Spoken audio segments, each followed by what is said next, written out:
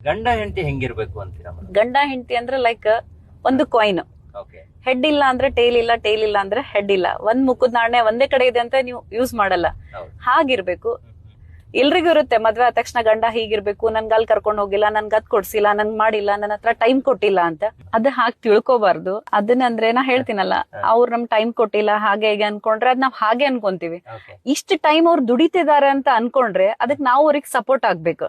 ಆ ಟೈಮನ್ನ ಅವ್ರ ಜೊತೆ ನಾವ್ ಇದ್ರೆ, ನಾನ್ ಇದೀನಿ, ನೀವು ಹೋಗ್ ಬನ್ನಿ, ನೀವು ಮಾಡ್ಕೊಂಡ್ ಬನ್ನಿ ಅಂತ. ಹಂಗಾಗಿ ಎಲ್ರಿಗೂ ಹೆಣ್ಮಕ್ಳಿಗೆ ನಾನ್ ಹೇಳೋದಂದ್ರ, ಟೈಮ್ ಕೊಟ್ಟಿಲ್ಲ, ಚಿಕ್ಕ ಚಿಕ್ಕ ವಿಷಯಗೆಲ್ಲ ಜಗಳ ಮಾಡ್ಕೊಂಡು ನನ್ಗೆ ಅದು ಕೊಡ್ಸಿಲ್ಲ ಇದು ಕೊಡ್ಸಿಲ್ಲ ಅನ್ನೋದ್ ಬೇಡ. ಮೇನ್ ಇರೋದು ನಮ್ಗೊಂದು ಕರ್ಮಣಿ ಮಾಂಗಲ್ಯ, ಅದೊಂದ್ ಇದ್ರೆ ನಮ್ಗ ಸಾಕು. ಬಂಗಾರ ಹಾಕೊಂಡ್ರೇನೆ ಅಂತೇನಿಲ್ಲ. ಆಮೇಲೆ ಅವ್ರು ಆ ಟೈಮ್ ಅವ್ರು ಏನಕ್ಕೆ ಯೂಸ್ ಮಾಡ್ಕೊಂತ ಇದಾರೆ ಅದನ್ನ ನಾವು ವಿಚಾರ ಮಾಡ್ಬೇಕು. ಎಲ್ರು ಒಂದೇ ತರ ಇರ್ತಾರಂತಿಲ್ಲ, ಕೆಲವೊಬ್ರು ಸುಳ್ಳು ಹೇಳಿನೂ ಹೋಗೋರ್ ಇರ್ತಾರೆ, ಇಲ್ಲ ಹಾಗೆ ಹೀಗೆ ಅಂತ. ಅದನ್ನ ನಾವು ತಿಳ್ಕೊಂಡು ಅವ್ರು ಮಾಡುವೆ ಕರೆಕ್ಟ್ ಇತ್ತಂದ್ರೆ, ಅವ್ರಿಗೆ ಇನ್ನೂ ಸ್ವಲ್ಪ ಸಪೋರ್ಟ್ ಮಾಡಿದ್ರೆ ಅವರು ಇವತ್ತಿಗೆ ಅವ್ರು ಇದ್ದಿದ್ದನ್ನ ಮನ್ಸಿನ ರೀಚ್ ಆಗ್ತಾರೆ.